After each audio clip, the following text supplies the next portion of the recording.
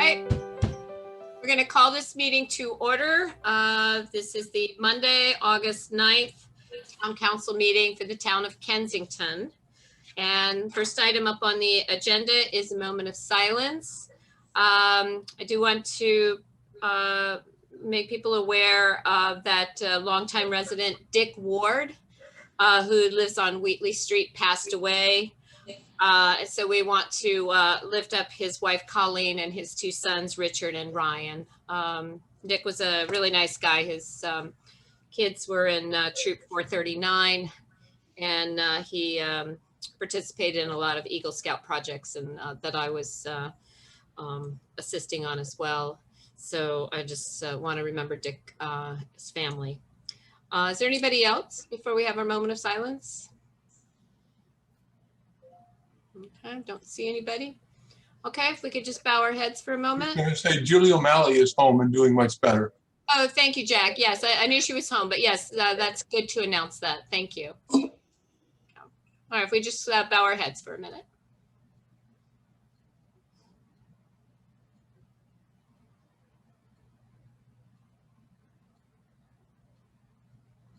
Okay, thank you very much. We'll move on to the approval of the minutes. This is terrible. Did the minutes go out on the, I don't remember seeing them. From July 12th? I don't think we received a copy. Matt? I believe they were sent out. I sent them out on Friday. Oh.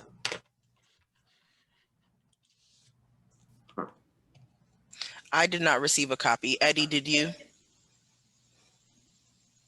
I don't think, I think they would have just gone to the council.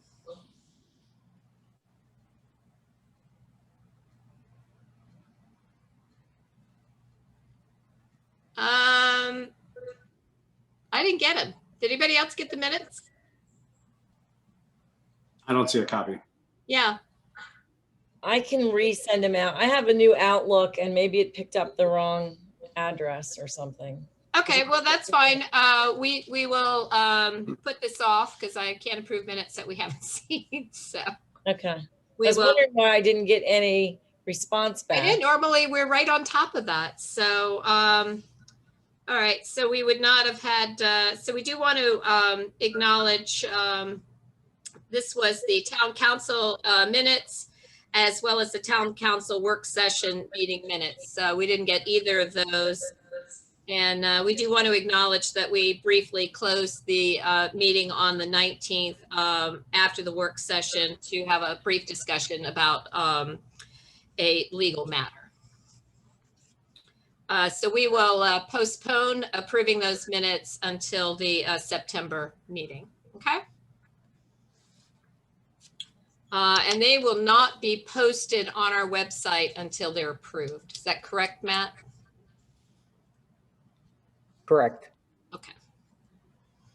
All right, so we're gonna move on down to, I've already acknowledged the closed session as number 1. And we'd also like to, number 2, acknowledge the council committee assignments and liaisons.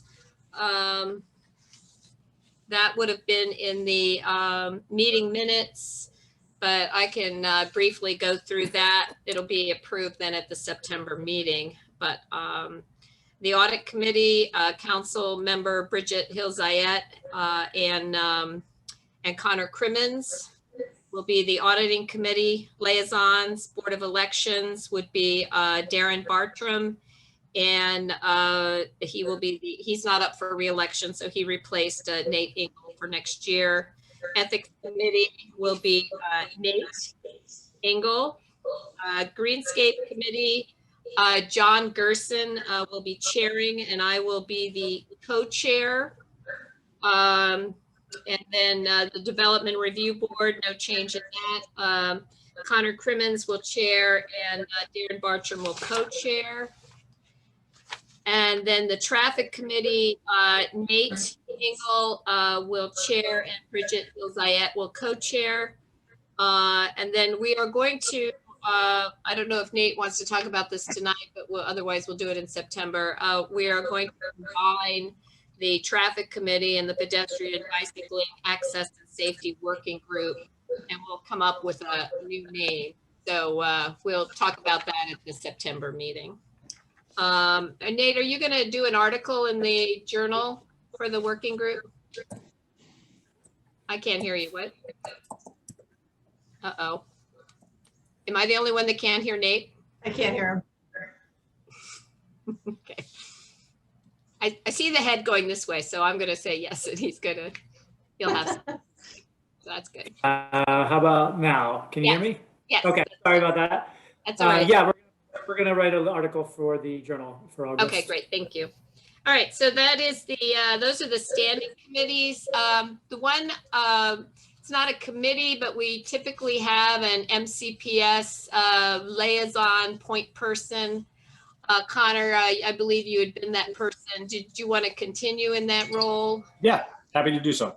Okay, great. Thank you very much. Okay. So Matt, make a note of that as well. And does anybody have any questions about the assignments?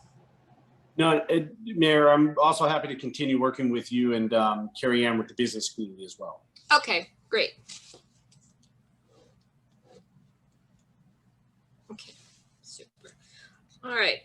Okay, well, let's go down to number 3, and which is the limit duration signs. Matt? Sure, Council, we received some feedback from some of our commercial properties with regards to our limited duration sign regulations that we passed in February of 2020. I know there's a number of property managers and property owners here with us this evening with respect to 6-104F. So I'll pass it back to Mayor Furman, and I know we want to get some feedback from like Mr. Blick, and a number of others are with us as well. Okay. I think the main issue with the changes that we made to the limited duration signs is that we had wanted to make, having gotten a little information from, I guess specifically Mr. Blick, that the for lease signs are very important to the properties. And so pretty much they're not really limited duration signs. They're more of an unlimited. So it was our intent to just make them permanent with some restrictions on size to avoid the billboards that tend to be installed on some of the properties, which seem to last for years. So there's some concern about the size. I believe right now they can be 10 square feet, and the location. So we want to be good partners with our business community, and that's why we're willing to talk about this evening. So John, did you want to start, or? Sure, I can. So the typical sign that I've seen in my career is typically they're made of plywood. And so it's either a sheet of plywood, which is 4 feet by 8 feet, or a half sheet of plywood, 4 by 4. 4 by 4 is the size of the signs that I have. I don't know what everybody else has, but that's what I've been using on my property. So at the minimum, 4 by 4, that'd be 16 square feet.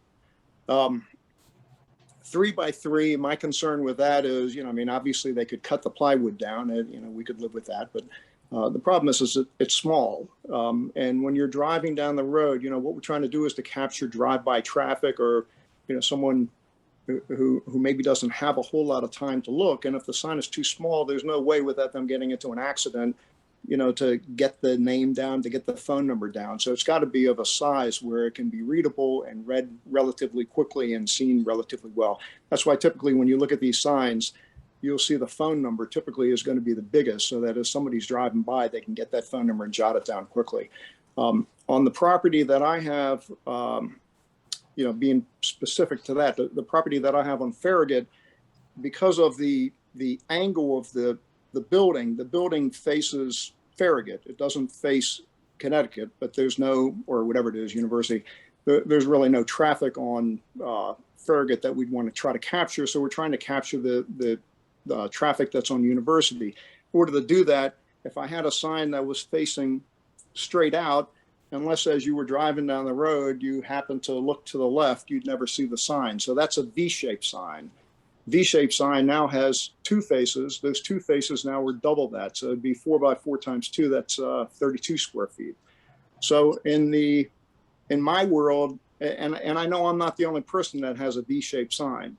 I understand what you're trying to do, but for us to be able to do what we need to do, I really think that we need to have, if it's a single face sign, 16 square feet, and if it's a dual face sign, 32 square feet. And I know that's probably not going to be very attractive coming from 10 square feet, but I don't know what the answer is. Maybe you have an approval process that you have to give approval for somebody and a reason why they might need a V-shaped sign. Okay. So, Thank you. okay.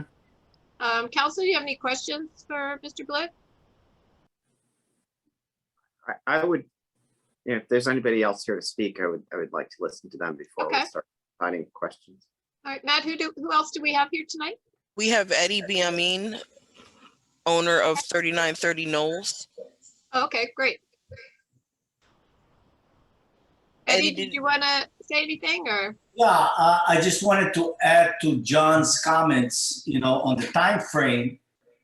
If you limit it, you have properties that would lease within 3 to 6 months, and some properties that we own could be vacant for a year. So that means we cannot post the signage for the duration of the vacancy. It poses a big problem for us property owners if we cannot advertise our vacancies. That's how we pay our taxes. That's how we support the community. Take away that. So the objective would be to try to get a sign that isn't restricted to that 60-day period of time, which I think correct me if I'm wrong, isn't that what the 10 square feet and everything, that if it's within those limitations, it's not limited to 60 days? Well, that's what we were trying to do was, having spoken to you at a previous meeting before we made the decision, is that for lease signs are important to your business, that you don't want it up just for, necessarily for 60 days. And I believe you said, I always have a vacancy somewhere. And so our purpose was to make it a permanent sign, but then the permanent sign would come with, size restrictions and location. Distance. So, Right. We can't dictate what it says. And I'll be honest, John, I think you do a very nice job in designing your signs. They're very, they're not, they're attractive. They're not. Thank you.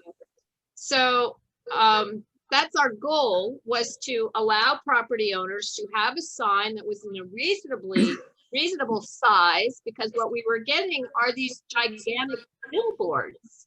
Right. So And an I- additional, A full sheet of plywood or 2 sheets of plywood. an Yes, and I additional had issue that up that on we my were building until having. Sorry, John, but an additional issue that we were having on 3930 Knowles was not just the size of the sign, but was the placement. They were Correct. requiring that we were no more than 5 feet from the building, but our most, strategic placement exceeds that. And Matt, I think you've been communicating on our end with Claudia Yates directly, and we filled out the new paperwork. We've done everything on our end that we think is sufficient. However, we're looking for a little bit of leniency as that 5-foot rule. Is that correct, Eddie? That's correct. Can I just, I'm sorry, I understand Eddie is with 3930. Ms. Murray, what is your role tonight? Sorry, I'm Director of Property Management. I am the asset manager for Eddie's property. Okay, thank you. So could I jump in on that also, please? Sure. Okay, so the distance also, that for me personally, and obviously for Eddie, and I would think for many people, that 5-foot limitation is also very restrictive, and I actually think I could accommodate that. We have 2 buildings. So at Concord, I think we could accommodate that. I found a spot that it would work.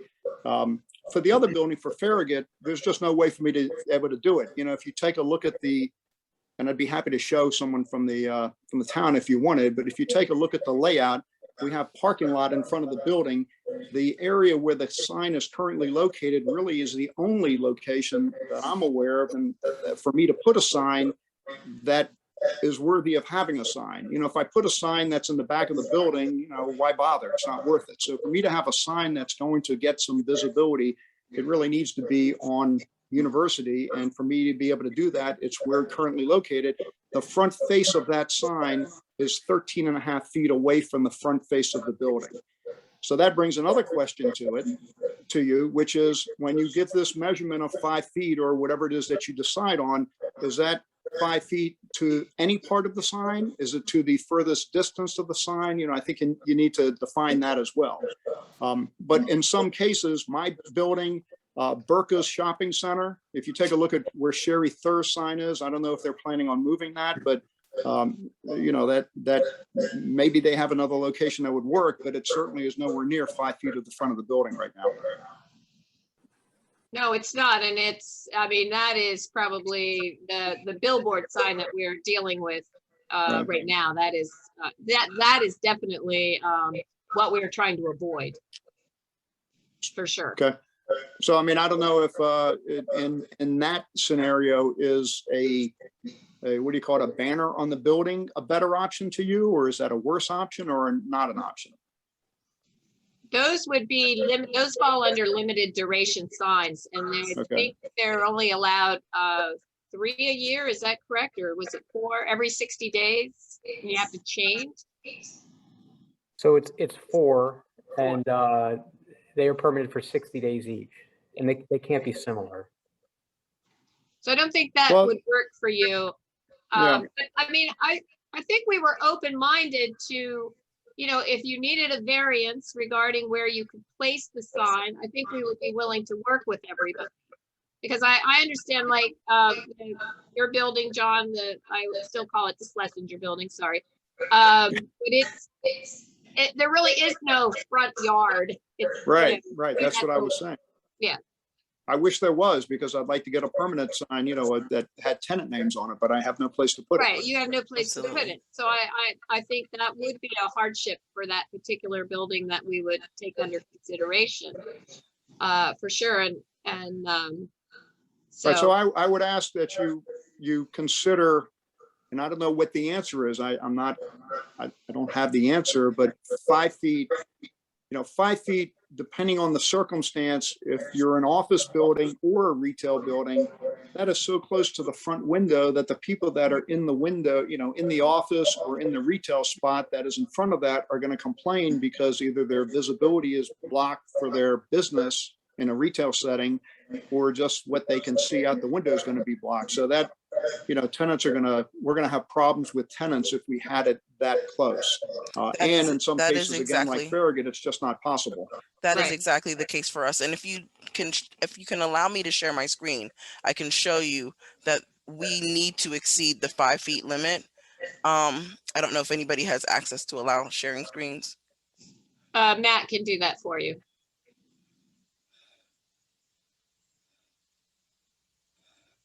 Okay, you should have access now. Perfect. All right, I'm sharing screen 2. Can you guys see this? Mm-hmm. So, and Eddie, you can chime in if you have any additional notes. Our sign placement, the best place is obviously here in this grassy mound. And if we were to only put it within the 5 feet perimeter, that would bring us right here, literally adjacent to the building. And that's not effective for the travelers actually driving on Knowles or coming from Georgia Avenue. So for us, it's best to have it in that mound. Is that correct, Eddie?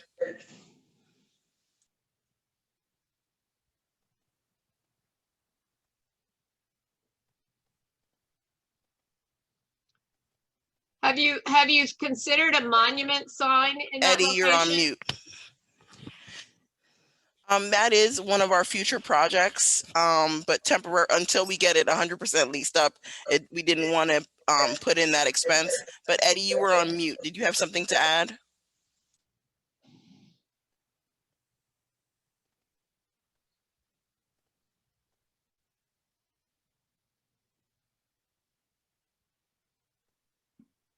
I think the previous sign that you had up was more into the left in the picture in the garden, and it was a V shape. Is that correct? I'm sorry, can you hear me now? Yes. Yeah. Yeah. We're planning on putting a monument sign, as Aisha just mentioned. We are just trying to lease the rest of the building so we can go ahead and get all the tenants in there. And Tracy, at one point we did have a V-shaped sign. I believe it was actually, can you see my mouse moving? It was really located around here. And maybe it was a little bit too close to the sidewalk. However, when we initially spoke to Matt about it, our goal was to move it, somewhat centered so that we can get traffic on both Knowles as well as anybody coming from the main Georgia Avenue. Okay. I think it was further over because I live right next door to your building on Dietrich, so I'm in that area a lot. Okay. Yeah, So I thought it was at the entrance coming in from Knowles. Yeah, it's more like here. It used to be more like here. Yeah, it was more closer to the Right. yeah. Right. Here. Can you see my Yeah, mouse? it was that further down. Yeah, so I Okay. agree with John. So thank you, John. I have a picture somewhere of it. But Thank you. Yeah. So the bottom line is the 5 feet is a challenge for many of us, if not most of us. And I don't know how you define a distance. I'm thinking, I don't know the name of the building, but as an example, the building that is down where the train station is, there's that 3-story building that's sort of buried back there a bit. You guys know what I'm talking about? It's a 3-story office building. Are we talking about where the driving school is next to the post office? No. If you went past that, is that where it is? Let me think for a There's minute. the Yeah. dentist is behind you. No. I'm sorry. I'm thinking coming from my building. If you were to, what is the road? It's not Concord, but if you cross over Pliers Mill, what's that road there? I think the one on Wheatley and Metropolitan, John. Are you talking about the Riddle Building? No, if you went down Metropolitan, down past where, and the train station is on the right-hand side. This building is on the left-hand side, and it's buried back there a bit. It's a 3-story. Right. Wheatley No, Kensington Parkway. Right. Yeah, So that that's building, the- as an example, how would that building? I mean, to have a sign that anyone could see, it's got to be 200 feet away from the front of the building. So all I'm saying to you is I don't know if having this limitation in a practical standpoint really works. And maybe there ought to be a review process where someone puts an application in and you guys, have to approve what someone's doing. And Right. I personally would be okay with that. I'm not going to put anything up that's ugly or obnoxious or whatever. So, if we could all work together, I think we'd be able to make something happen here. And I'm glad you're saying that because that building on Kensington Parkway, the sign that they did have up, excuse me, I think they'd had that same sign up for probably 20 years. I mean, so that is not a limited duration sign. That's an unlimited Right. duration. But you could write some things in here that you give approval for a year or 2 years, whatever it might be, and you can re-review it, and your approval could then be that they have to put a new, nicer looking building, a nicer looking sign. If I don't want to get off that idea, but before I forget also, the 60-day having to change the sign program. I don't know about everybody else, but I would really struggle with that because as an example, the signs that I have, the 4x4s that I use, and I know we're not talking about those, but those signs installed are about $850 each the last time that I bought them. So a double sign is not quite double that cost, but it's over $1,000. A banner that goes onto a building, those banners installed are typically about $900 or $1,000. It would be financially very difficult to every 2 months to change that out with another banner. And maybe you're not overly concerned with that. I'm not using that kind of sign, so I'm not overly concerned about it. But for those people that do, that's a problem that's going to be expressed to you in the future. Unless you're putting up some kind of really cheap piece of garbage, which is not what you want up anyway, it's going to be tough financially to be replacing them every 2 months. Well, I think our attempt there was to provide an opportunity for, say, a Schroesneider's to advertise spring products and to advertise, fall products and winter products. And so they are truly a limited duration banner. We're understanding that a for lease sign, you basically want it up permanently. That may not be your first thinking, but that's what it ends up being. It works out. Yeah, absolutely. It works out being that way. So if it's going to be permanent, let's make it attractive, which, you have done to a certain extent. I mean, it's still done on plywood and not, as, a permanent sign you might do for a monument sign or something, which I understand the cost of that is even more money. But that was the whole point is, okay, you guys need for lease signs. Let's figure out a way where you can have a for lease permanent sign as part of your sign package of your building. Right. So that we could get away from plywood that, over time starts to look, frayed. And I know the 3930 building, it was falling apart and it just looked terrible. So and again, that is driven to some degree by the cost. Right. But again, what I would suggest is that you have some ability to come back to people and say, look, your sign is looking old and dated and you need to replace it. Can I Aaron, go ahead. a couple of questions? Because I mean, I know we have two owners here. I kind of to step back at the county level here, they regulate signs generally as temporary, limited duration, or permanent sign. And my understanding is that at the limited duration signage level, they've adopted a policy, I don't know how they term it, where it's up for a year. They consider limited duration to be up to a year. Has either one of you, before we enacted our signs, had your, whatever kind of V-shaped or billboard sign you had, did either one of you ever get contacted by the county that your year was up and that you should remove the limited duration sign? No, I'll be happy to answer that. Okay. No, I haven't. And so that's what we suspected going into this process. Okay, but can I finish? Let me finish my answer first. That's okay. Sure. I haven't. And in fact, when I put the signs up, I didn't request any approvals. I didn't know that there was any approvals that were required. And I did replace the one sign because it got old and ratty, but frankly, I probably should have replaced that many years before. So I'll be the first to admit it. And, no one ever complained, so I never replaced it. But here's the thing I'll say to you. I've been in my line of business leasing office buildings for 37 years. And right now I own a couple of buildings, but most of my career was, being hired by other people to lease their buildings. In 37 years, when we would get hired to lease a building, I'd be the one that would put the order in for the sign and, would go in.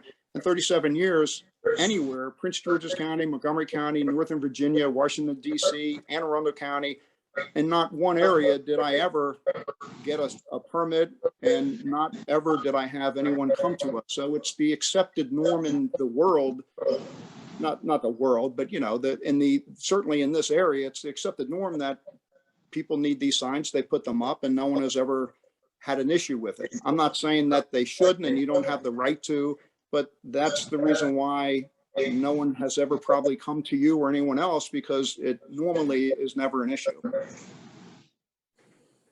Okay. Are you done? Yeah.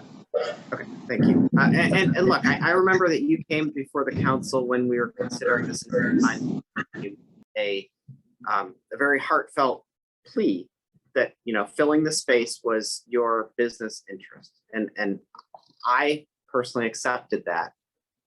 But I go back to the way the law is written. And it seems to be that the commercial buildings and other buildings have relied on the non-enforcement of the limited duration provisions. for there. So, but that's not me. If we are going to look at the law, and the law provides for temporary signage, limited duration signage, or permanent permitted signage, then my perspective is, if you have a sign that is for all purposes permanent, it ought to be regulated under the permanent signage regulations, not limited duration, which is largely unregulated, and as you tell me, it's not enforced either, because it becomes something that people just leave up because they can. Neil Burka from the shopping center, I've seen him take down the sign when he's fully leased. But if there's a cost to take it down and put it back up, our experience has been that building managers don't do it. And I think you might have even been the one that told us, I will always have a space that is either for lease or that the lease is possibly expiring and I don't know if they're going to renew yet. And so what I heard from that was, there is a permanent need for these signs. And so having heard that, my view is those signs belong in the permanent sign package, not the limited duration category. So that's what we were trying to do when we amended the statute, the code, and I'm certainly open to, if we got it wrong, if it was too restrictive, revisiting it. But I still want to, at the end of the day, I want to believe that the regulations apply to limited duration signs, not permanent ones. The only response I could have to that is, if you go anywhere else in Montgomery County, there are signs everywhere you go and they're up permanently and there's never been an issue. So I don't know if that violates whatever the rules are or not, but that's the norm. And if you take it into the permanent signage, then what you do is it indirectly hurts the building, because, in my building, I don't have any signage on the building right now, but most buildings, the other building, Farragut, does have signage on it, and there's only a limited amount of permanent signage that you're allowed to have. So then that signage gets reduced by the size of the sign. So it is painful if you were to do it that way. It becomes part of the package. That I just said, wonder, the goal if I isn't. was required to get a permit for these signs, and I was required to periodically update them to make sure that they were attractive and whatever, any of that, I can certainly, I have to work with you no matter what, but that would not pain me to do that type of thing. And frankly, I want it to be, me personally, I want the signs, I want everything on our buildings to appear professional and attractive. So having an attractive sign, fits your need and fits my need also. Well, I think in your case, Atlantic is actually your business. Is that correct? It is, but that's, I'm not really doing much in the way of brokerage anymore. So the signs now are for keeping the buildings leased. Okay, no, that's fine. I'm just saying, another problem is a lot of times, because the property owner doesn't really care, the realtor will lease the building and then leave their sign up because they're getting advertisement from that sign, even though, there's nothing to lease there. Right. So I thought about that. And one way that if you write your rules in a way that you have some control over that, and people are not allowed to have signs up if they're fully leased, one way that you can keep track of that is there's a website called Loopnet, LOOPNET.com. You can go into Loopnet and you can look up and see, it's not comprehensive. And I don't know what it has and what it doesn't have in Kensington, but most buildings that are, reasonably decent buildings are going to want to be always listed in Loopnet, because that's how the world outside of driving around or walking around or happening to be in Kensington, that's how someone would find us, is mainly through Loopnet.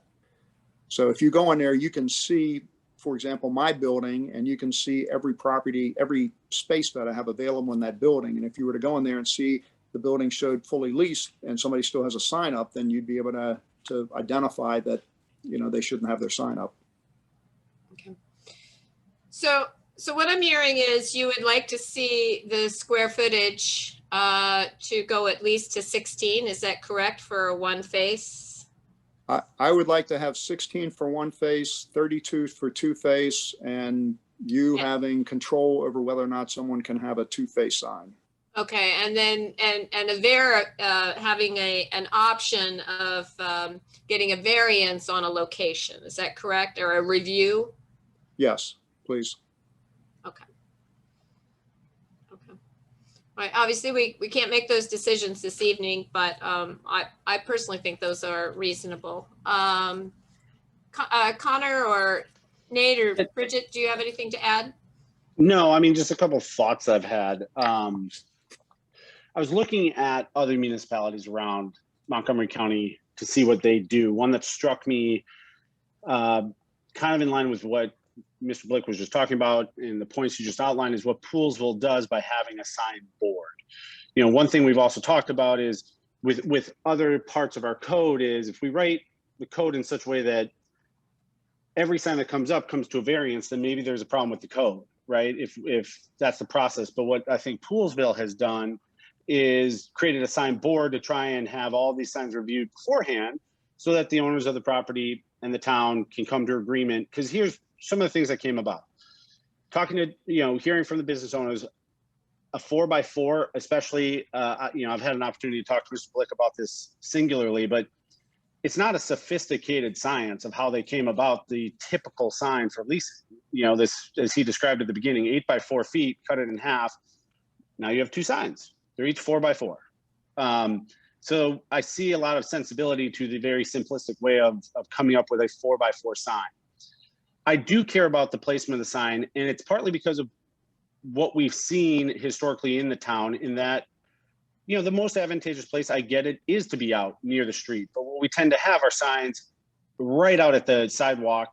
And what I care about is, I get it that might be the optimal sign for a business owner to put it right there, but are they actually creating hazards with lines of sight at corners for both pedestrians, for bicycles, for cars? And, looking at, quite honestly, 3930 at that, that intersection of Fawcett and Knowles is already challenging. Okay, that would be Dietrich and Knowles. Dietrich and Knowles is already challenging.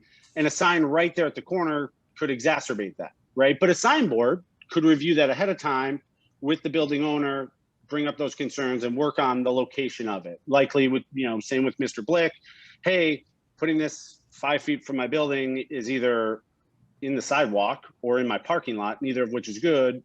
Let's just work through it.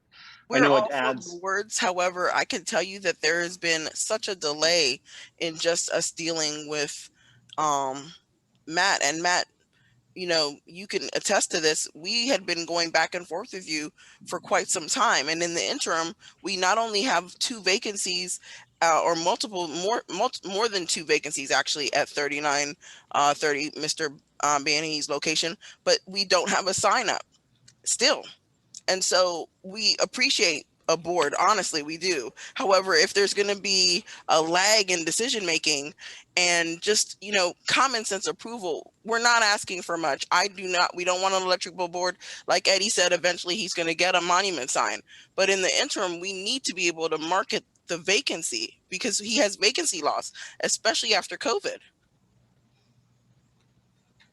I mean, well, there are options out there that are inexpensive. The Riddle Building has a sign that is in compliance that it might be slightly more than 5 feet, but I don't think from their front of the building is in the back on the opposite side. So they have a real problem if you're going to do it from the front. So I think something like a signboard is worthy. I think it would help to give business owners and their leasing partners a process that is clear and defined and can be worked out timely and effectively. I think some of the challenge that Ms. Murray may be alluding to is that the signs you're asking for don't comply with our code as is. And that does cause delays. And the time that it took to get to that place. Understood. I think that's why a review before the sign goes in can help to alleviate that and make for a more efficient process. if I could throw something in with that, if you had that and a sign was approved, then if and when a building became leased, the sign could be taken down. And then when a vacancy came about again, if you could streamline the process to get that same sign reinstalled and reapproved, that would be helpful. And again, I think if we came about this, I think there's, processes that could be put in place that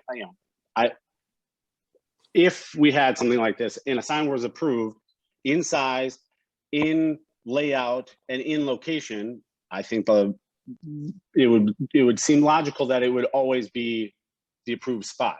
Now, if Mr. Blick comes along and says, hey, I want to move it down the road. Well, okay, now we got to bring it back through, right? And make sure that everything looks good. But if you're always putting the same sign back in the same place. Yeah, and one of the things we were trying to avoid was trying to follow what your sign, you're full, you're not full, where's your sign? I mean, we didn't want to get into that. That's why our determination was just make it permanent. Okay. So, yeah, I mean, the things I think we're trying to manage we've got a lot of signs that were way in excess of size, right out by the roadway that were causing, safety and issues were not being taken care of. And so we're trying to address them. I'll be honest, if we didn't get it right, what I'm hearing is, 4x4 is more common. And Mr. Blick, you and I talked about a V-shaped sign. There are ways to construct it where it doesn't double count. So talk to Matt about that. It's all about the angle of the V. If it's 30 degrees or less, it only counts as one side. So it's all, a lot of this, some of this is the county stuff that, we're relying on the county, but these are the reasons why I signed board and working with Matt, we can help to work with a partner on what are the outcomes you're looking to achieve and how do you design your board to maybe make it count only as one side versus two sides, et cetera. But I would rather deal with this proactively than reactively. And I think sign board could help achieve that. Okay. If I could throw out one more thing on what you just commented, the 30 degree, I'd have to see how you would mount that. We use, what are they, 4x4 posts, just pressure treated posts. So I don't know how you'd get it to be 30 degree, but maybe there's a post that you can buy that's at a 30 degree angle. Well, the artist who did the rendering inside of the county's code made it look like it's so easy, but but I see what you're saying. And it's better because the artist likes the complicated way. If you could get a 30 degree post, that works perfectly fine for me. I'd have to figure from a practical standpoint how we install this thing. And like I said, it's a very simplistic process. It's not real complicated. Nate or Bridget, do you have any comments?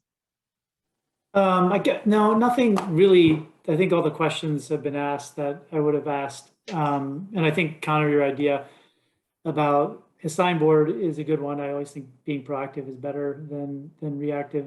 But I guess my only question is still trying to determine where, when we're talking about, there's a reasonable ask for a 4x4, some flexibility around whether it's V-shaped.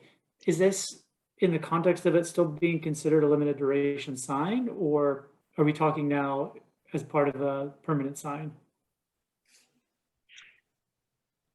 I don't think we had changed anything regarding the permanent sign. I think it was more of the size and location that we could look at, but I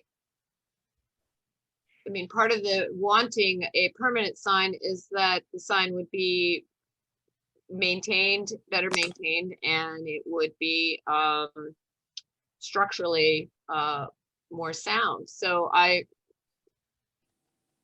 don't want to go too far back to the beginning because Aisha's in a hurry and this could take some time. So I think what we started with were these unregulated limited duration signs that were, whatever the size sheet of plywood that the building owner wanted. And we created a system of limited to 60 days signage. And then at the last minute, we added a carve out for a 10 square foot sign within 5 feet of the building. And at least my sense from what we're talking about now is we're talking about enlarging the carve out to essentially swallow the base rule. We're talking about enlarging the carve out to allow 16 or 32 square feet, maybe not even subject to the distance from the building requirement, for a essentially permanent basis. And I think that's the answer to Nate's question, which is where we're talking about this applying. In my view, at least my initial reaction is that undoes everything we tried to do about making these signs truly limited. So again, I want to figure out, we unfortunately we had to kind of work in this area as Mr. Blick points out, you know, because anywhere else in the county you can just put these signs up and the county's not going to enforce the 1-year limit. And we sort of had to take this as a blank slate. And if there's another jurisdiction that has regulated limited duration leasing, brokerage, you know, barbecue season signs effectively, I'm all for considering that approach. But what I don't want to do is just walk away from what I feel like the progress we made on cleaning up signs that were left up, regardless of whether the building was fully leased or not. And so I'm a little hesitant to let that exception of 10 square feet within 5 feet of the building grow to the point where it undoes all of the effort today. Can I ask how you came up with that 10 square feet and 5 feet from the building? So that's what's allowed under the county zoning regulations for a residential property. You can have a sign that's 5 feet behind the property line. We reverse that for the commercial up to 10 square feet. It can't be illuminated. So that's kind of where it started from. Okay, so and again, I mean, I'm happy to you know, revisit either of those, but going from 10 up to 32 and going from 5 feet up to, I don't know what, the property line seems unwarranted at this point. and I would argue that the 10 square feet and 5 feet was just unrealistic from the beginning. It just doesn't. You're hearing from the owners it doesn't work, and we're the only owners that are on the phone right now. But Neil Burka would say the same thing. Scott would say the same thing. I mean, I don't know why they don't get more involved in this, but it just doesn't work for our business. So what you're doing is you're relegating us to where we really don't have a sign, and we need. And we don't need. I want to. I'm genuinely trying to be honest here. We don't want that. So I would rather than looking at that carve out of 10 square feet, 5 feet from the building, I would rather look at the limited duration sign of up for 60 days, 4 times a year, and ask, does that provide the flexibility that you're looking for?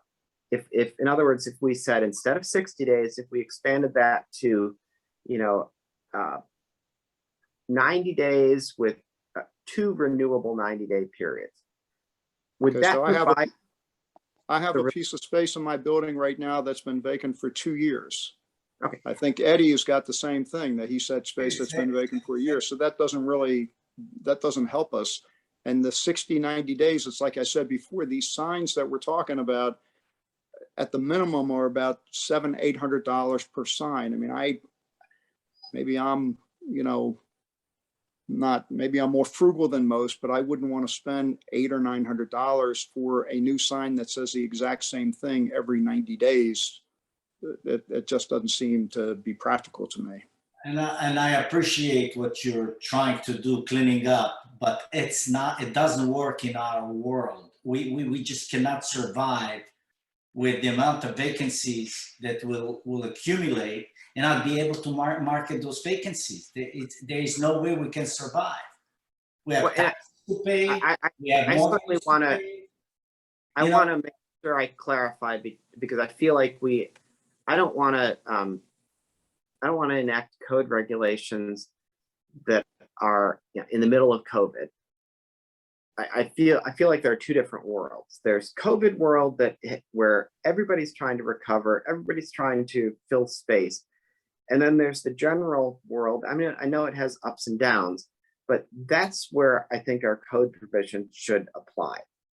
If we need to take our code provisions and for the purposes of COVID, suspend their application, or that's what I would rather do. I don't want to legislate during COVID for rules that will apply in a post-COVID era either.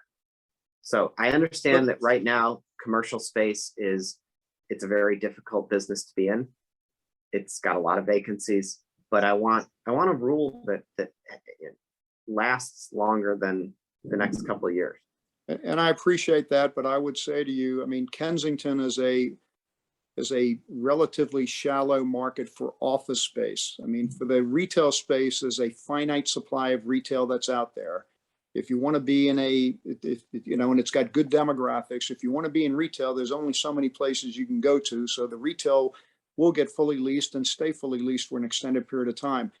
Office space is different. If you take I can show you, numbers. If you take a look at the historical vacancies in Kensington, there's always a substantial amount of vacancy. And it's not uncommon that space, it's not uncommon to take us a year to get space leased. The tenants that are in Kensington are here for the most part because they are part of the community, or they specifically are looking to serve the community. Other than that, tenants that are considering Bethesda, that are considering downtown Silver Spring, some of the other areas, Rockville, whatever, they're not looking at Kensington. The people that come to Kensington are just mainly the people that the owners of the business and whatnot live here, and there's only so many of those people. So, I mean, I will tell you that with 2 buildings, I might see a new tenant prospect, and I have a good bit of vacancy right now. Right now, I might see 1 every month. Okay, during the normal, and I've owned Concord for 15 years, during the normal times, if I was lucky, I might hear from someone once every 10 days, 2 weeks. That's not a lot of prospects. When you hear someone, most of them you don't close. So you have to usually talk to a number of people before they close. So, we have vacancy on a regular basis. It's a rare occasion. It's a very happy occasion, but it's a rare occasion when we're 100% leased. Okay. I know it doesn't help particularly Eddie, because he doesn't have a sign up at this time. Matt, could you share with Aisha and Eddie the Riddle Building? I mean, that is in compliance. That's something they could put up tomorrow if they wanted to. They could do that. Yeah, I can provide them a picture of what Brad Riddle posted. Yeah, I mean, that was on his choice, actually, to put that up. I know it's not huge, but it is within the 10 square foot, and it's something that you could put up, and we can be, you could work with us, and we could probably let you put it in that location while we're working through this. So I appreciate Matt, you all. Are you going to share your screen, or are you going to send it to us via email? I'll email it. Thank you so much. Yeah. So I think in the meantime, the council and we'll look at this, and it does take time, but we will probably discuss it at a work session that we'll have to schedule in September. Okay, well, thank you very much. I appreciate the time and you guys listening to us. Sure, absolutely. So Thanks, everyone. thank you. So moving on.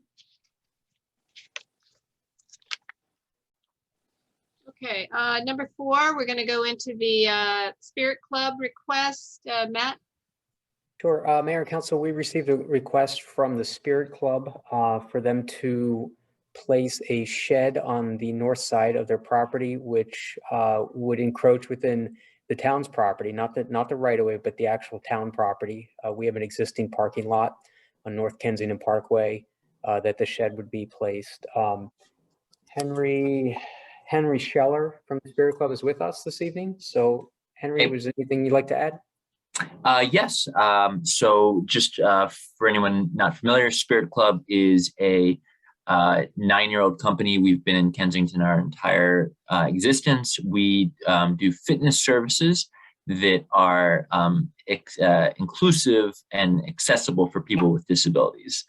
So it's a really great mission. We have we support about 300 to 400 individuals with disabilities every week, and because of COVID restrictions and limited capacity, we have to spread out more in the gym. We need additional cleaning supplies, additional equipment, and so what we are asking for is a shed for directly outside our building, a 10-foot by 6-foot shed. And it would go on an open lot, like just a grassy lot that is adjacent to our building. And it would be very useful for us. We also want to present that we're very willing to be flexible and, change the size of our shed or do anything, but we could just really use some extra space. So if it would be helpful, I could show a map of what it looks like. If it wouldn't be helpful, I could just answer any questions that you have. The council did receive a picture, but Matt, it would be helpful if we went ahead and posted that for other people on the call so they could see for other residents. That would be, I know Matt's got it. He could probably Okay, great.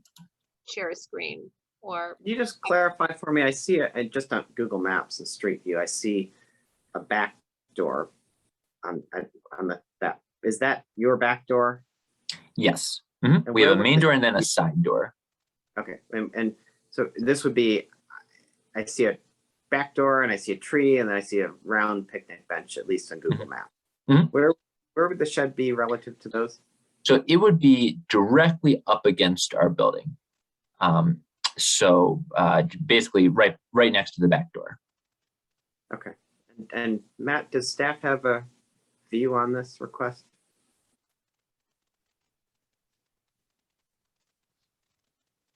So we are not opposed to the placement.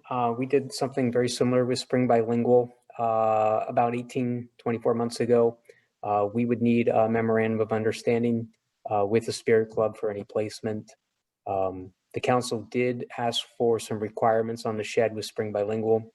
So that might be something the council may want to take into consideration. We do not have a survey of that specific property on file, but according to the county GIS, it looks like the shed would almost completely encroach into our property. Matt, wasn't that the security camera stuff because it was at the park? Yeah, so slightly. We've worked with Spring Bilingual on a couple things. They helped us put a security camera at the playground, and then they had a number of recreational equipment that they wanted to place in the park, and that's when the council provided approval for the shed, which is now installed. So. And that area is adjacent to the playground equipment. I mean, it's actually closer than you would think in a picture. I mean, in this particular location for Spirit Club, there is nothing there.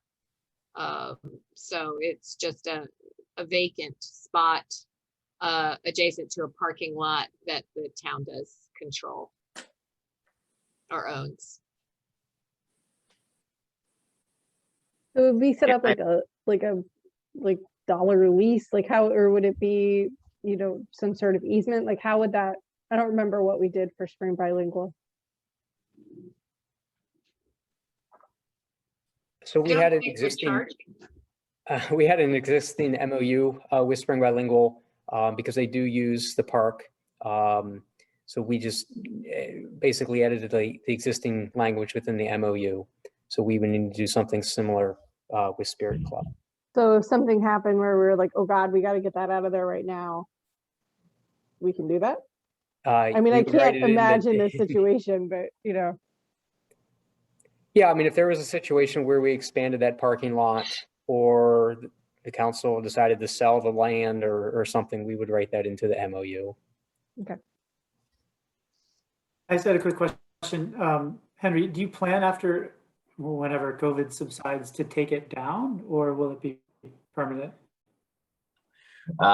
You know, if we could figure out when COVID was going to end, that would be wonderful. Like, you know, it seems like this big cyclical thing that we're going through right now. And, you know, right now we're going into a bad period. I'm sure it'll get good at some point, but who knows what it'll end. So I can't say for sure, but I you know, just looking ahead, it seems like a lot of these safety, cleaning, hygiene, health procedures are going to be long-term, especially for the population that we work with, which are vulnerable people who often have additional health concerns other than their disability. So I don't want to commit to that. However, if you wanted to put a term in the MOU and you want, and first of all, we'd be incredibly grateful if you gave us this opportunity, but if you wanted to put a term in that said like, this can be a 1-year lease and then you have to reapply, we're fine with that as well.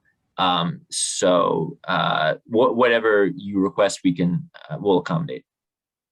No, I don't see a particular need for it. I just wanted to know what the ask was so that we knew. Yeah, I think it's one of those things that if we get the shed, we'll probably use it to its fullest extent, and then we will want to keep it, but we can do anything.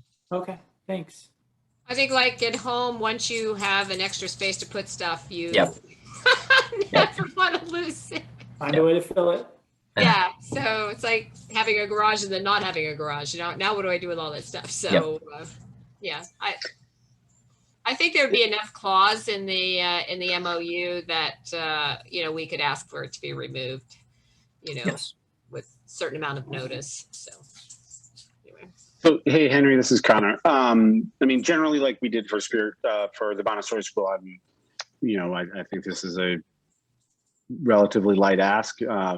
Once we see the language of the MOU, but something you said did kind of raise a flag for me. The idea of the storage is to help you guys store cleaning solutions.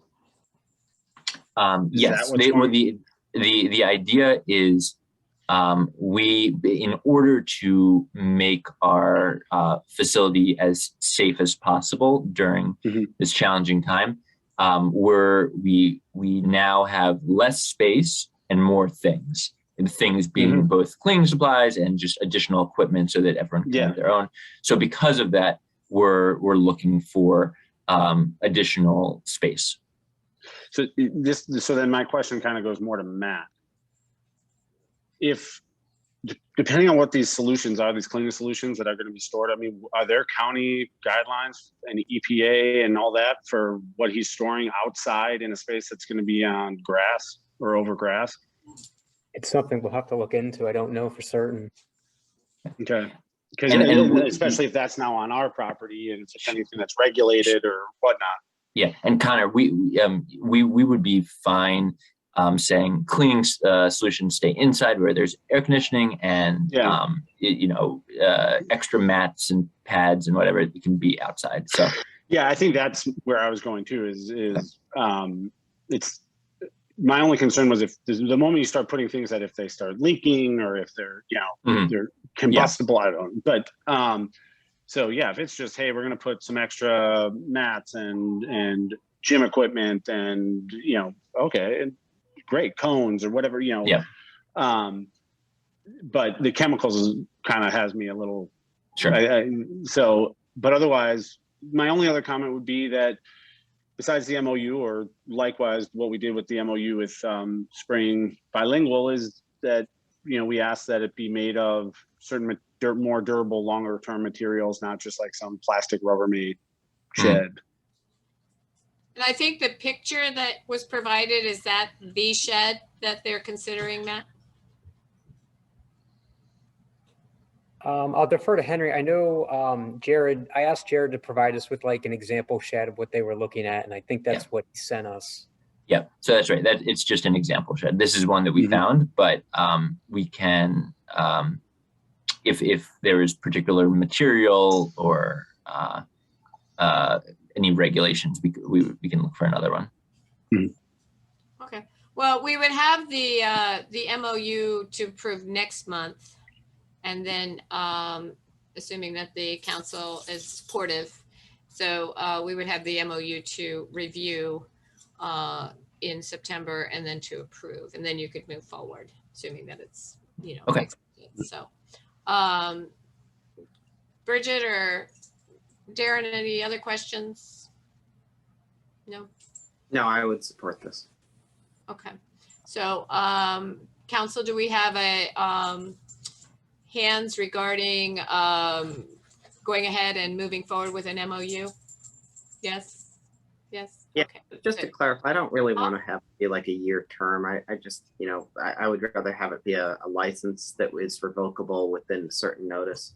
I don't want to make, you know, an annual renewal. I would agree with that. Yeah, That's I agree. something we'd have to keep up with. And so I think it would be better just to, if there's a problem, we'll just bring it to Spirit Club's attention. And if they can't correct it, then we could, you know, within a 30-day notice, they'd have to remove the shed.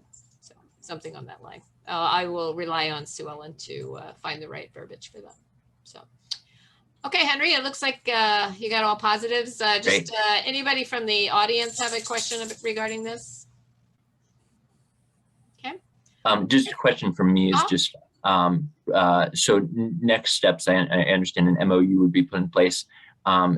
Who writes that? And do you need anything from us to write that? Our town attorney will write it. Okay. And then you of course will sign it. So you can you know, obviously if you all have an attorney, you can look at it as well. It's pretty basic. But that would work through Matt through that. Okay, got it. Great. Yeah. Well, thanks everyone so much for having me at the meeting for being open to this. We really appreciate it. Did you want to push the fitness festival in October while you're here, or? Sure. So our partnering organization, the Spirit Club Foundation, they're an organization that raises money to make fitness accessible for people with disabilities, because oftentimes people with disabilities have limited funds available, and something like fitness, which is incredibly important to maintaining a healthy lifestyle, is oftentimes fitness is not within their budget. So Spirit Club Foundation funds programs like Spirit Club, Moco Movement, Zam Dance, and a number of other accessible fitness organizations. And for the past, I think, 4 years, we've been having this event called the Kensington Fit Festival, where we bring people together. I think sometimes we have up to 500 people, and they come, and it's a 5-hour event on a Saturday or Sunday where it's full of just fun fitness activities. There's food, music, fun activities. So it's October 3rd this year. We planned it as late as possible to move it as far away from COVID as possible. And now it seems like if we had just held it in July when it normally was, it would have been a lot better. But hopefully everything will still work out. So it's October 3rd. And if you, your families, or anyone you'd like to know, anyone you know and would like to share this with, it's a free, fun family activity. So we'll be sending out a lot more information. But Tracy, thanks so much for this opportunity. The Kensington Fit Fest, October 3rd. It'll be a great time.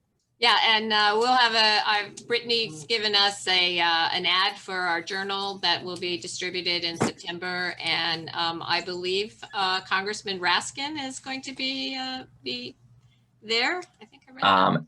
I actually don't know, but if it was, that would be really exciting. I'm pretty sure I read that in the in what she sent out. So yeah, great. Anyway, great. well, I've attended the events, and they're wonderful. And thank you so much. The food is like super good. You need to exercise after. Yep. Yeah. So, all right. Well, thank you, Henry. Thank you for coming. All right. Thanks everyone for having me. Right. Bye-bye. Pleasure. Bye. Okay. We're down to number 5, the Main Street, Maryland program. Councilmember Crimmins, Councilmember Ingalls, myself, and Town Manager Matt Hoffman.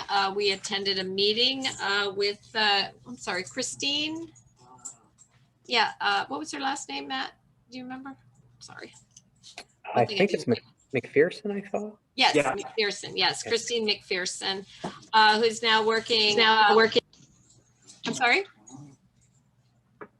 Is now working with the state of Maryland on the Main Street program, and Delegate Jarrett Solomon had asked us to meet with her and get some information on it. Connor Engel, or Connor or Nate, do you want to just make comments on the on our meeting? Sure.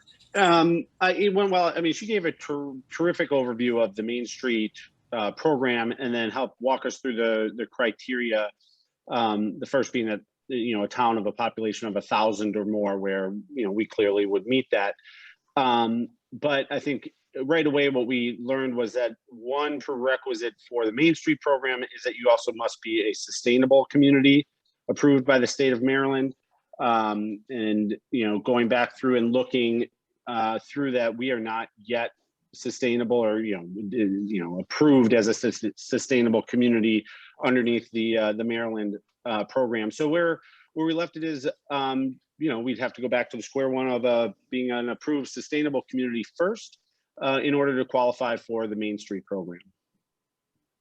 I actually looked into this, and if you look on the Maryland map, on the mapper, when you go online, Connor, it looks like we are considered a sustainable community under Montgomery County's designation. I'm not sure if that matters. I don't think we probably passed an ordinance to do it, but when you map it, it shows Kensington, you know, as a sustainable community. I'm not sure if that function works or not, but I mean, yeah, you probably have other things to add, but while we're on the topic, there are 2 sustainable community designations I discovered. That one is by the state, and the other is by the University of Maryland, and MML have partnered for a certification for sustainable communities, which I think, irrespective of whether, you know, we think we should pursue the Main Street program, I mean, I think it would be good for us to at least pursue sustainable designation one way or the other. The certification is a little bit more rigorous, it seems. But, you know, I think it will probably align with whatever the county wants us to do or thinks we should do for the climate change action plan. There's a lot of seeming overlap between the two. So anyway, I just wanted to point that out, that there are 2, and one is run by the state, the other is run by the University of Maryland and MML. I know we had talked about maybe a year or so ago of trying to be a sustainable Maryland town, and just other things, probably COVID got in the way of that. So I think my big takeaway was a lot of the things that they brought up, down notes somewhere, was you could, I mean, you almost need you need to either hire someone or appoint a staff member as kind of like the, I guess it would be part-time, but the director of the Main Street program. So somebody's got to be in it, running it and pushing it. I'm not sure we have that ability right now. And a lot of the things too,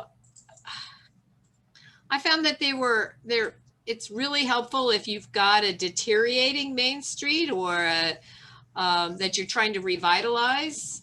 I know some of the buildings could probably use some, you know, facade updates, but I'm not sure that's something that we are desperately needing. You know, we don't have empty storefronts.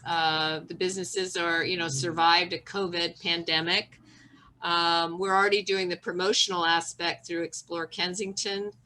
So, and I also feel like because our business district is more than just Howard Avenue, that, you know, our other businesses on Metropolitan, you know, at the shopping center on the west side, and other areas on the north would feel like, why are they getting all the attention and we're not? So that would be something I would want to think about before jumping into that.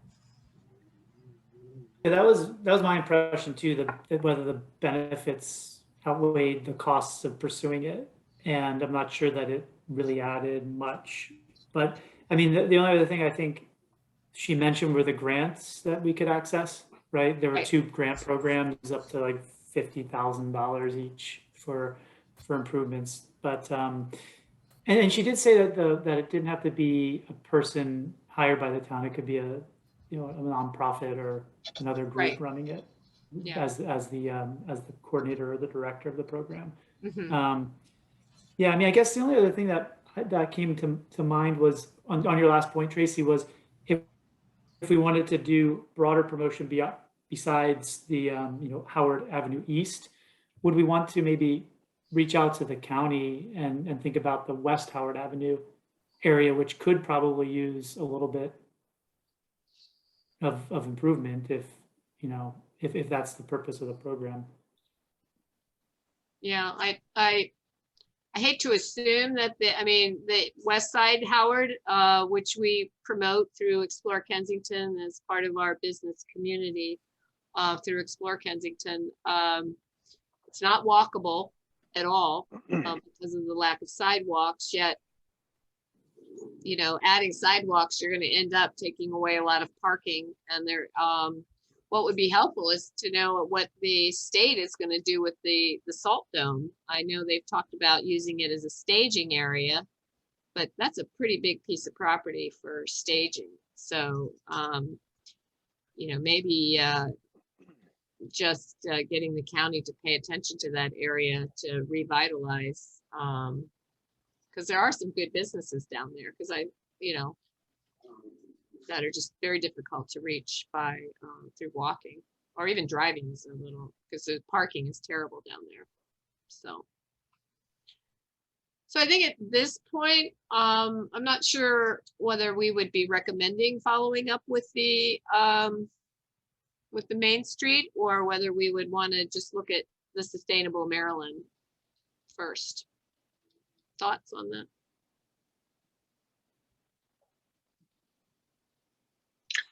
Yeah, similar, to the conversation already, I didn't see an overwhelming benefit to the program versus what it would cost us to do it. Everything that was just talked about. I'm looking back through, Nate, your comment on us being a sustainable community, and what I do see, I guess we are caught up in the mid-county region. Kind of a huge catch-all that includes places like Wheaton, because we're part of the Wheaton Kensington master plan that was included in that catch-all. So it should see that, we in theory should be sustainable and thus would qualify under that. But to Tracy's point, a lot of it focused on either these grants, focused on the revitalization of specifically the historic parts, since this is in relation to the National Historic Trust, and marketing. And I think we do marketing really, really well, heavily focused and in very close step with our business owners. And only a fraction of our business community would qualify for a lot of the grants. So I don't see as much of the benefit of it. Yeah. And a lot of our businesses are actually taking part in, are proactive in getting out their promotional, through the social media and through events such as, Gigs is going to have those 3 concerts coming up this fall. And so, the business community is very engaged too. So I think Main Street is a great program, but I don't think we're in that position of, we're not needing to revitalize that area per se. So. Yeah. So yeah, I think that's how I feel too. But I'd be curious to hear about the kind of tangent topic about the sustainable community. Should we explore the certification? Yeah, I know we could probably get somebody from MML to, if you want, to have come talk to us at a meeting. Would that be helpful? Or yeah, we can put them next to the county person who's going to talk about the climate action plan and see, and see how they're similar. Because I look back and the action plan does not reference it, but if you look at the checklist for the certification, it's kind of like the LEED certification for energy and green design and rebuilding, but it's a lot of the same actions that are required or asked for in the action plan. So. Okay. Well, most of what I've seen in the state's plan on these sustainable communities is less focused on the environmental sustainability as more as the economic sustainability. So it's really focused on, and I'm looking at the website, so I don't think I've memorized this. Mastering the historic preservation, your housing and economic development, especially bringing that under a single designation, working on infrastructure improvements, multimodal transportation, which I know we're working on, and that's incorporated in a lot of other things we talked about, like Thrive. But then, these facade improvement and grants is all about trying to create greater sustainability around a healthy local economy. Not as much on the environmental. It is a bullet point. It's like the last bullet point in it. Growth and development practices that protect the environment and conserve air, water, energy resources, and can encourage walkability and recreational opportunities. So the same word kind of being used in two different ways. And so to the point of bringing in the county and talking about the, sustainable environmental practices and the new, county plan for sustainability, this quote unquote sustainable community is more around sustaining your economic vitality. Okay. All right. Does anybody have any questions regarding what we've just discussed? Okay. Not seeing any hands, so we will,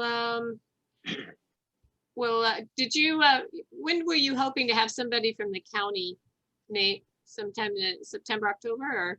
Yeah, I think October was what we were planning. I reached out to them, but I'll follow up. Okay. Okay. So should we reach out to MML then too for October? Yeah, I can reach out to them and to Scott Hancock and see who we can get from them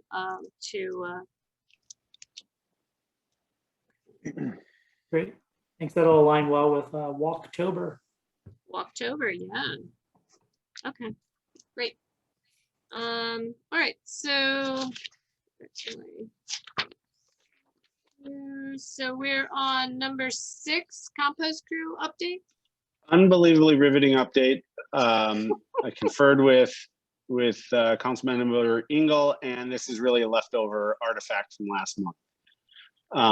But a constant reminder to folks that if they would like to begin in-house composting, there are many services out there.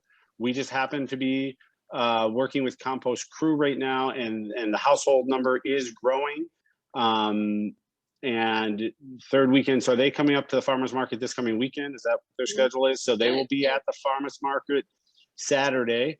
If people want to learn more about in-home composting, if they want to learn more about this program, again, there are multiple programs out there, but what we're just trying to promote is an increase in-home composting. So that's it. Nate, any other thoughts? Nope. I think you summarized our non-agenda item well. And just to clarify, the anything at the train station is on hold till we know where the charging stations are going. Is that correct? That is correct. The charging stations have some real specific needs, so we need to let those get placed first. And then composting really just needs space and something in a logical placement. So we'll let EV stations go first. Okay. And we need some sort of structure to hold our big containers in.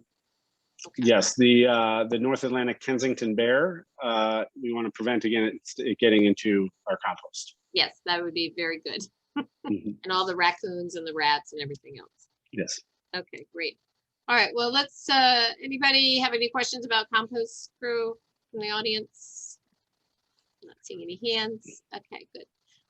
So let's move on to council reports. Bridget, do you have anything? You still having that baby? End of September?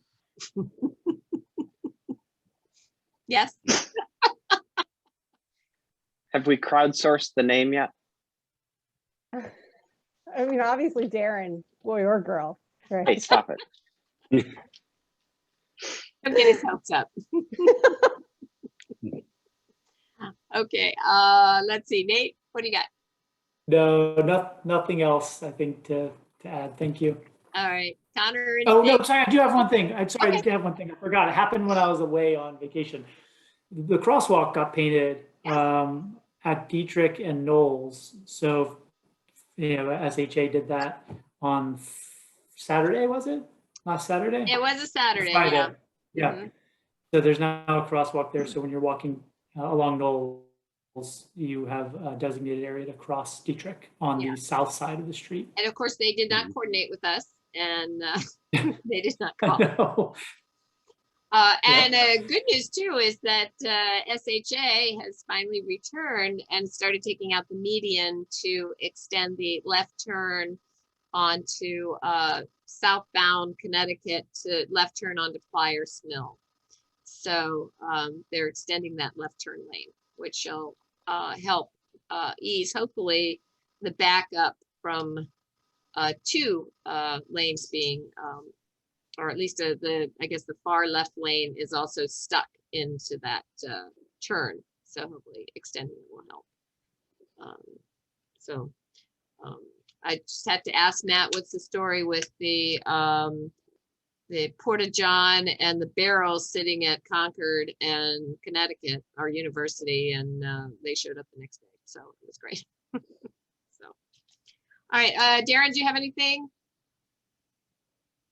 The only thing I guess I would mention new, since can I talk about Safeway, even though, you know, we're still 3 to 4 months out.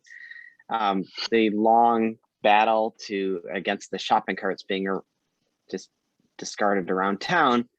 Safeway has indicated to us that they have put in an order for a perimeter system that will keep their carts from being taken off site. Now they say 3 to 4 months until it gets installed, but at least it's something on the horizon. So Yeah, nagging apparently works. that is a victory, a true victory. And we'll pop the So corks, Darren, right? is this where I mentioned that at the corner of Pliers Mill and No. Metropolitan? Get it yourself. I just saw my first CVS shopping cart. Oh.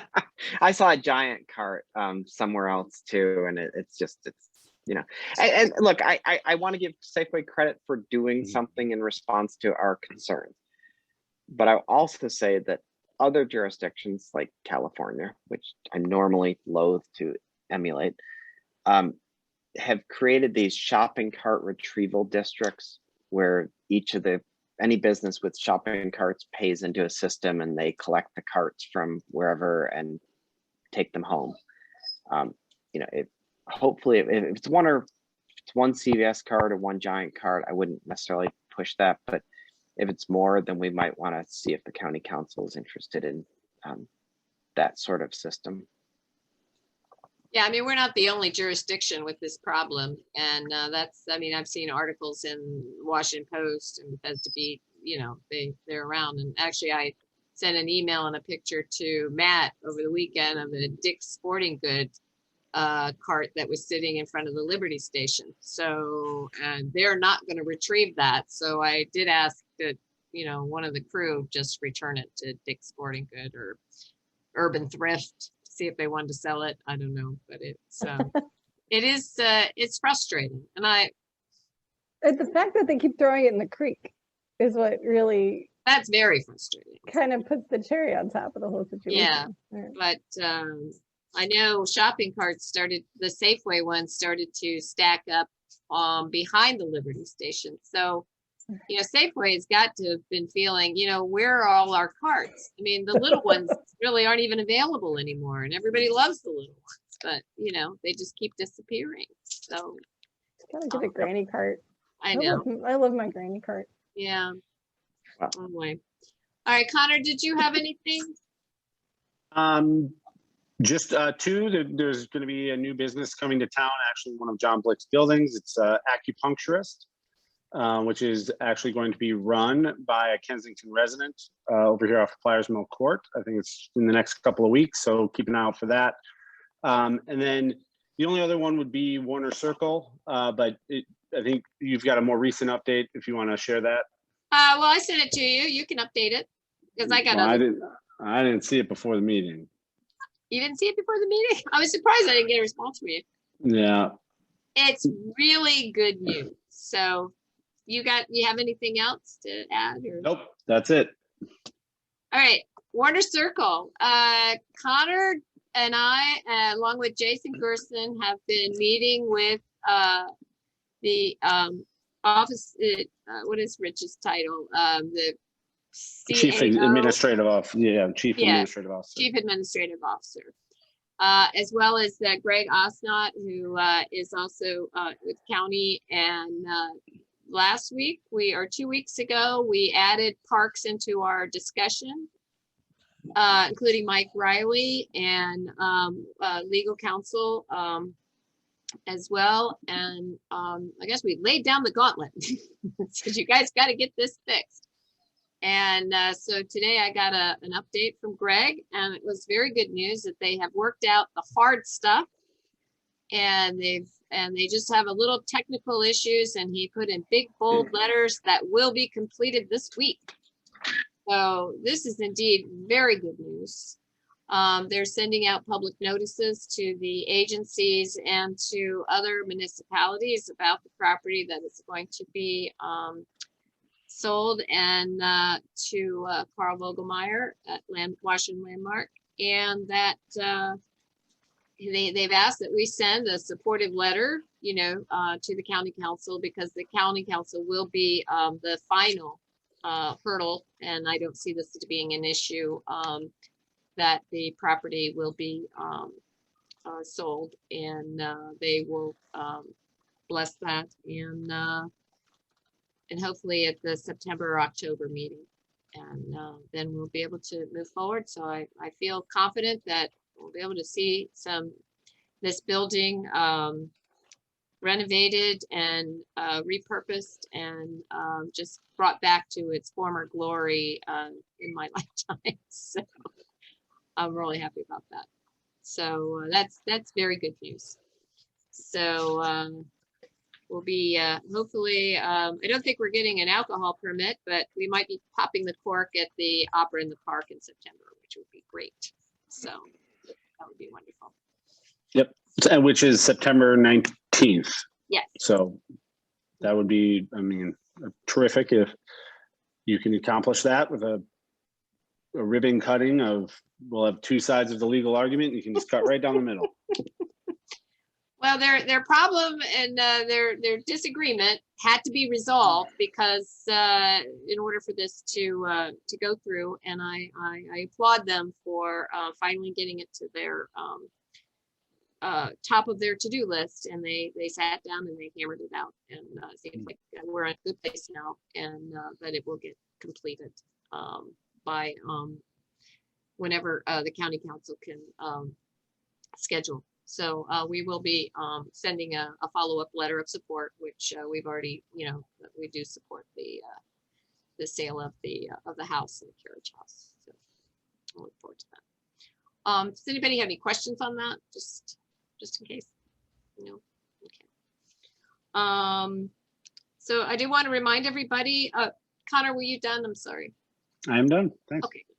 I do want to remind everybody that we do have a big journal coming out for all the September activities and other items, and the deadline for that, for anyone who have already pointed to that you are going to be providing something for the journal, is August 13th. We're also, that is the extended deadline for the town directory. So, so we'll be sending that out, I believe. We'll send that out to the printer, and then we'll have it in everybody's hands sometime after Labor Day. So got a lot of turnover in the town, a lot of new people.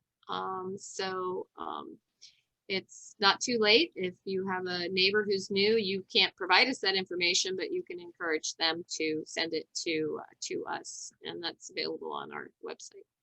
So I'll send something out on the listserv as a reminder, but we'll be getting that out. Also, we now have COVID restrictions indoors but we do have a lot of events coming up, mostly outside, but we do have the Labor Day Festival We're not doing the parade, of course, but we are doing the festival. And then, of course, Paint the Town will be inside the drill hall, so you will need to wear a mask for that. The train show as well, mask. And then, as Connor mentioned, Opera in the Park. Got the 8K race. I talked to John Seabreeze over the weekend. Very excited about the 8K race coming back. They've changed the route. So I think they're staying out of, it looks from the map I saw, like they're staying out of Rock Creek Hills. Maybe the hills were getting too much, but mostly along Beach and Kensington Parkway. Seems like their route has changed a bit. We are gonna, Sean Geiser is gonna do Pumpkin Rock and Roll at the Warner Mansion, which is exciting to do that there. He's also, Gigs is gonna have 3 outdoor concerts on Howard Avenue or in his little courtyard in the back. Concert series, of course, will run through the end of September for the Kensington Historical Society. Those have been a big success. So Jack, you're here. I'm going to let you be recognized as the Kensington Historical Society member. Thank you for getting that going again. And of course, food trucks are next week, next Thursday, right? Thursdays, the 19th, 5 to 8. It's Thursday, right? I don't want to give out the wrong date. Yes, Thursday. And the Kensington K-Town Ladies is working on a Winter Wonderland Festival in December. So that'll be a new event this year. And we should be approving the mural on the back side of the warehouse on Metropolitan that faces Howard. I talked to Nicole Bourget, and we should be approving that in the September meeting. So I've not seen her drawings yet, but we will do that in a public meeting in September.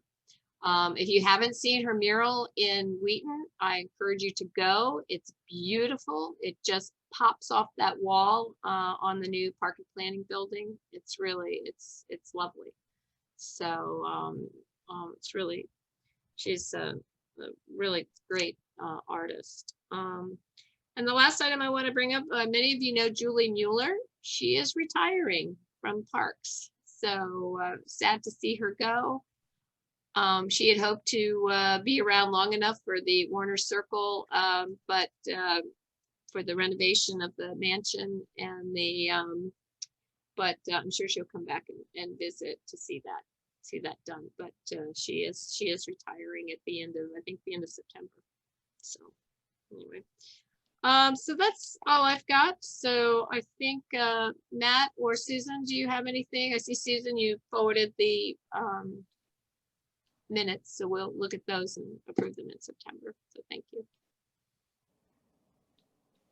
Matt, you or Susan have anything else? Sure. The only thing I'll add is we'll have the language for the survey out within the next couple of weeks that we'll submit to the community in September. And then kind of moving forward, just over August and September, we'll start cleaning some things up, working on ordinances that we've been talking about the last few months, mostly regards building setbacks and everything, and driveways. So hopefully we'll have an ordinance for the council probably in October. Do you want to hash any of that out at a work session before, or? That'd be fine. I mean, we'll probably need to do a work session for signs. So that's what I was thinking. We could, if the council's up for a long work session with dinner again, maybe we can get through a bunch of things. So okay, I see Bridget saying, oh, after the baby, so I want maternity leave. Okay, yeah, I think we'll need to do that. I think it'd be better to do that in person than trying to hash that out at a town meeting. So yeah, thank you. Okay, let's see, keep moving my agenda here. All right, so public appearances, opportunity to bring up things that are not on tonight's agenda. And I see Jack, you've got your hand up. Jack? Where are you? There you go. Thank you. Yeah, something not on the agenda. I have 2 astronomical announcements Oh. this month. The Perseid meteor shower will peak the night of Thursday, August 12 into Friday morning, August 13. They are predicting 60 meteors per hour. This is usually the best meteor shower of the year. Now, please remember that this happens several days on each side. This is just the night they expect it to peak. It's not like an eclipse. It just happens once. The waxing crescent moon will set well before midnight, making ideal viewing conditions throughout the rest of the night. Best viewing is between midnight and dawn. And on Sunday the 22nd will be the full moon. Okay, good. Thank you, Jack. You're Jack, welcome. I have a quick question, because every time you do this, I always sometimes I do go outside and I can never see here, but where in Kensington do you recommend people go to look? I don't know anymore. I used to go to the top of the hill in the Rock Creek Hills Park before they built the new junior high school. But for the meteor shower, I'm just going to sit on my back patio. Okay. It's useful to sit, sit for a while, because it takes, takes 10 or 15 minutes for your eyes to fully adapt to the dark. You might try behind the HOC in the it's pretty dark back there. In the parking lot or the grass there, yeah. Yeah, Okay. I mean, Yeah. they have Yeah. some lights next to the building, but it's pretty dark on the field. Okay. Yeah. Yeah. So, Thank you. okay, thank you, Jack. Thanks. Does anyone else have something that's not on the agenda that they want to bring up tonight? Not seeing any hands. And okay. So we'll move on. We have ordinances, resolutions, and regulations. Matt, I think that's just on there. We don't have anything. Nothing on the agenda this evening. Okay. So, wow, the last thing's adjournment. It's not even 9 o'clock. So we just need to make a motion to adjourn. Unless somebody else has anything, council, that you forgot and want to bring up. This is Move off to- topic to everything, but I've been promised bento boxes by that sign in the shopping center over by where the dry cleaner used to be. Next to Five Guys. Yeah, where's my bento? The sign has been up forever. What This are you is the talking about? This is the Japanese place going in by where Yeah. Kicks used to be. I saw them Yeah. doing build out last did you? week. Yeah, but Matt, But do you know something more of it? It's Karate Kid Kicks. It still has that sign up, but yeah, it's It's- changing to the hibachi place. They have It's little- changing to the hibachi, and we have a permit on file for them. I feel Yeah. like I've been teased. And Pregnant then, lady wants her bento. There's no bento. and for all the dog owners or pet owners, we are getting a new pet store as well at Knowles Station.